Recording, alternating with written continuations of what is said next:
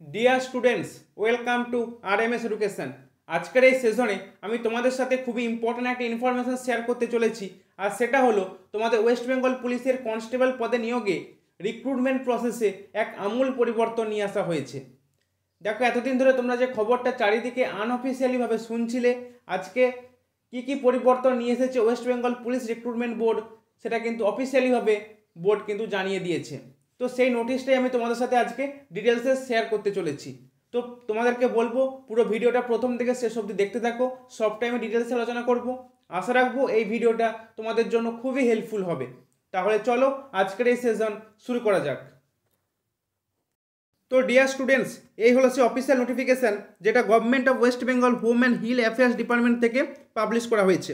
ঠিক আছে, দেখো 1/3/2024 তারিখে কিন্তু এটা অ্যানাউন্স হয়েছে এবং বলছে this rules may be called the West Bengal police rules 2024।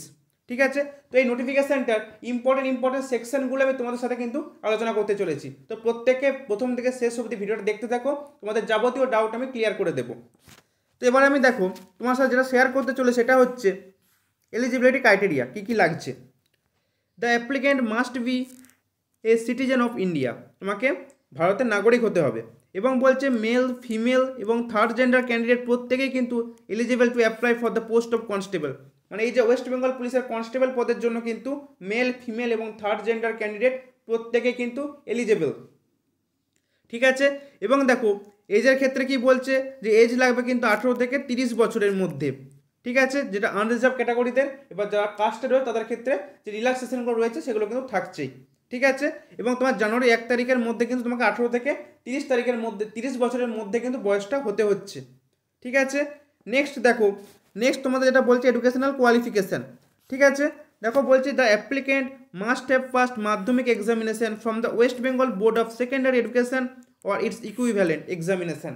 মানে তুমি যদি মাধ্যমিক পাস বা তার সমতুল্য কোনো পরীক্ষায় পাস করে থাকো তাহলে তুমি কিন্তু এই পরীক্ষার জন্য, এই কনস্টেবল পদের জন্য কিন্তু তুমি এলিজেবল। ঠিক আছে, এবং বলছি the applicant must be able to speak, read and right Bengali language. ঠিক আছে, এবার কিছু এক্সেপশন রয়েছে দার্জিলিং, কালিম্পং এইসব ডিস্ট্রিক্টে যারা স্টুডেন্ট ক্যান্ডিডেট রয়েছে তাদের ক্ষেত্রে। ঠিক আছে, তো এই গেল কিন্তু এটা তোমাদের এলিজিবিলিটি ক্রাইটেরিয়া। এবার যেটা আসছে সেটা হচ্ছে তোমাদের বহু প্রতীক্ষিত, তাই না? চারিদিকে তোমরা অনেক নিউজ শুনেছো, কেউ বলছে আগে পরীক্ষা হবে, কেউ বলছে আগে মাঠ হয়ে যাবে। তো সমস্ত কিছু কিন্তু তোমাদের জল্পনার অবসান ঘটিয়ে অফিসিয়ালি হবে কিন্তু সেই নোটিফিকেশান পুলিশ রিক্রুটমেন্ট বোর্ড কিন্তু জানিয়ে দিয়েছে। তো চলো সেটাই তোমার সাথে এবার শেয়ার করে নিই। তো ডিয়ার স্টুডেন্টস, এবার তোমাদের সে বহু প্রতীক্ষিত যে রিক্রুটমেন্ট প্রসেসে কী চেঞ্জ এসেছে সেটা তোমাদের সাথে আমি শেয়ার করে নিচ্ছি। দেখো মেথড অফ রিক্রুটমেন্টে কী বলছে, the post of constable in the West Bengal police shall be filled up on the basis of written examination followed by physical measurement test and physical efficiency test and interview. মানে তোমাদের প্রথমে হচ্ছে রিটেন এক্সামিনেশন, তারপর physical measurement test, physical efficiency test and then হচ্ছে interview. ঠিক আছে, total কিন্তু 3টে স্টেজে পরীক্ষা হচ্ছে। ফার্স্ট স্টেজে হচ্ছে তোমার রিটেন এক্সামিনেশন, যেখানে 85 মার্কস থাকছে, টোটাল 85 মার্কস থাকছে এবং তোমাদের পরীক্ষাটা হবে ওএমআর বেসড এমসিকিউ প্যাটার্নে। ঠিক আছে, এবং তোমাদের যে স্কিম সিলেবাস সব কিছু কিন্তু নোটিফিকেশান বেরোলে জানতে পেরে যাবে। এবং তোমাদের নেগেটিভ মার্কিং থাকছে কিন্তু 4টে ভুল করলে 1 নাম্বার কাটা যাবে। ঠিক আছে, তো এটা হলো তোমাদের রিটেন এক্সামিনেশন, এটা হচ্ছে তোমাদের ফার্স্ট স্টেজ। দেন তোমাদের আসছে পিএমটি, ফিজিক্যাল মেজারমেন্ট টেস্ট।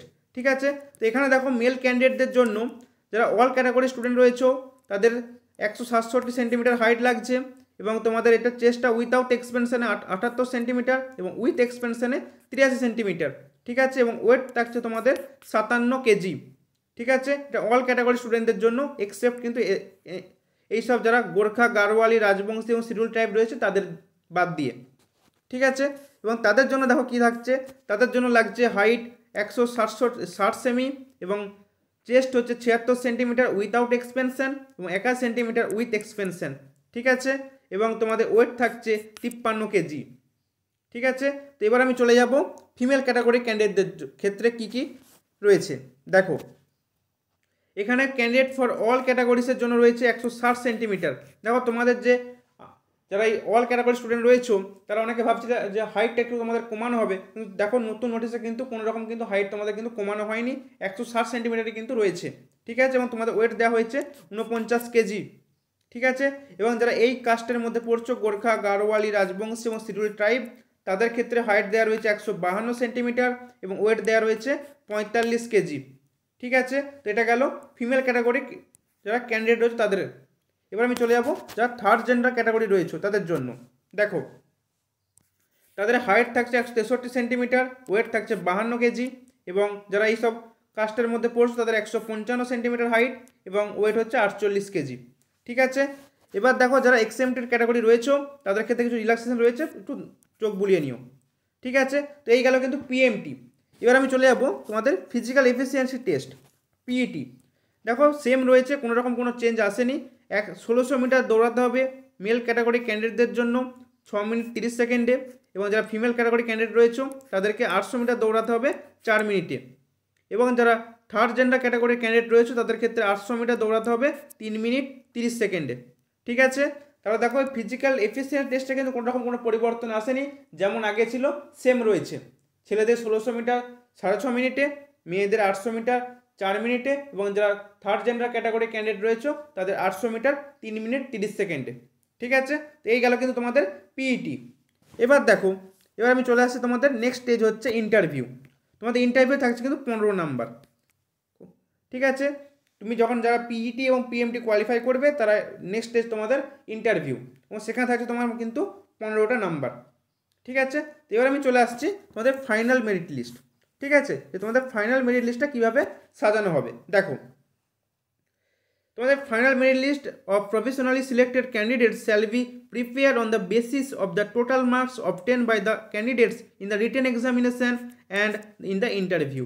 মানে তোমাদের যে রিটেন এক্সামিনেশনটা হবে সে রিটেন এক্সামিনেশনের যে নাম্বারটা পাবে প্লাস ইন্টারভিউয়ের নাম্বার, এই সব কিছুর মিলে কিন্তু তোমাদের ফাইনাল মেরিট লিস্টটা হবে। ঠিক আছে, মানে টোটাল 100 নাম্বার উপর কিন্তু তোমার মেরিট লিস্টটা দাঁড়াবে। ঠিক আছে, 100-র মধ্যে তুমি কত পাচ্ছ তার উপর বেস করে তোমার কিন্তু ফাইনাল মেরিট লিস্টটা কিন্তু তুমি পেয়ে যাবে। ঠিক আছে, তারপর দেন যেসব প্রসেসগুলো রয়েছে ভেরিফিকেশান, মেডিকেল এক্সামিনেশান, এইসব প্রসেসগুলো কিন্তু হবে। ঠিক আছে, তাহলে নতুন যে চেঞ্জটা হলো সেটা হচ্ছে তোমাদের যেটা মেন পরীক্ষা হতো সেই মেন এক্সামিনেশানটা কিন্তু উঠে গিয়েছে এবং তোমাদের যে প্রিলি পরীক্ষাটা হবে সেটা কিন্তু 85 নাম্বারের পরীক্ষা হবে। দেন তোমার পিইটি এবং পিএমটি অ্যান্ড লাস্ট হচ্ছে তোমার ইন্টারভিউ। এই 3টে স্টেজে কিন্তু তোমাদের পরীক্ষা হতে চলেছে। আশা করি তোমাদের যাবতীয় ডাউট আমি ক্লিয়ার করতে পেরেছি। আর কারো কোনো এই বিষয়ে প্রশ্ন থাকলে প্রত্যেক কমেন্ট করে জানিও। ঠিক আছে, বোঝা গেছে প্রত্যেকের? তো ডিয়ার স্টুডেন্টস, এই ছিল আজকের সেশন। আর এই পিডিএফটা পাওয়ার জন্য তোমরা এই ভিডিওর ডেসক্রিপশানে আমাদের হোয়াটসঅ্যাপ গ্রুপ এবং টেলিগ্রাম গ্রুপের লিঙ্ক পেয়ে যাবে, ওখানে জয়েন হয়ে গিয়েও ওখান থেকে তোমরা এই পিডিএফটা ডাউনলোড করে নিতে পারবে। ঠিক আছে, তাহলে আজকের এই সেশন যদি তোমাদের জন্য হেল্পফুল বলে মনে হয় চ্যানেলটিকে লাইক, শেয়ার এবং সাবস্ক্রাইব করো। প্রত্যেকেই ভালো থেকো, সুস্থ থেকো, ভালো করে পড়াশোনা করো। বাই।